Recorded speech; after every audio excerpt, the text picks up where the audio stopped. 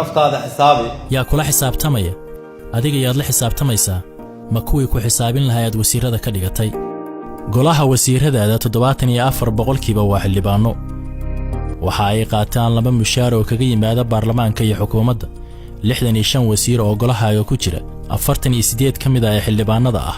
waxa ay bishii mushaar ahaan u qaataan $480,000 bil kasta hadda waa bil kasta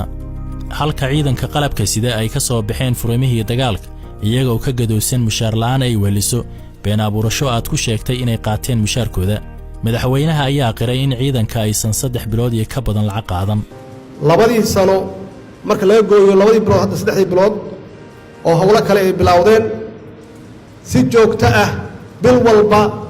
muu helaysan raashinkiina iyo mushaharaadkiina maalmahan marka waxaa la lahaa ciidamo ayaan mushaar la siin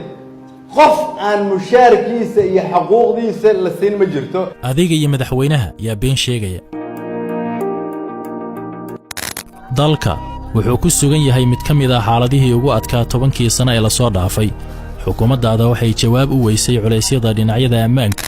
siyaasadda iyo xallinta mushaaraadka ciidanka ballanqaadyadaadiina waa ay hirgeli waayeen ra'iisul wasaare isku celcelis ahaan 2 bilood ee la soo dhaafay 3 maalinba qarax ayaa ka dhacay muqdisho shabaab waxa ay laba jabaareen weeraradooda maalin walba dad shacab ayaa la laayaa xukuumaddaada waxa ay ku fashilantay inay dejiso qorshe ammaan oo guuleysta ammaankana faraha ayuu ka baxay shacabka waxa ay dalbanayaan isbeddel dhanka hay'adaha ammaanka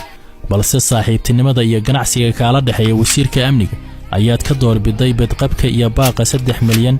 oo la dhibaataysan ammaan darri joogta ah mudane ra'iisul wasaare 25 bilood ayaad xafiiska joogtaa 25 ballanqaad ayaad samaysay wax ka hirgalana ma jiraan madaxtooyadan ku dhex jiraynaa mise shacabka Soomaaliyeed soo dhex galaynaa amniga wax ma ka taraysaa ha haddii ilaahay yiraahdo markii laga baxo ciida muddo bil gudaheeda waxaan bilaabi doonaa shaqo aan hore looga sameyn waddanka waxaa loo dayactiri doonaa ama loo dhisi doonaa ra'iisul wasaaraha guri ama dhismo dawladdu ay hore u lahayd oo aan ka dhoweyn halkan oo ah xaafadaha magaalada muqdisho mid ka mid ah taasi waxay ka jawaabaysaa su'aashaadii ahayd shacabka ma soo dhex galaynaa ha ra'iisul wasaarahana diyaar u ah inuu bilaabo haddii aan nahay golaha wasiirada kama naf wanaagsanin shacabka Soomaaliyeed waa inaan shacabka dhex galnaa si amnigu u wanaagsanaado qorshaha xukuumaddaada oo aad gundhiga uga dhigtay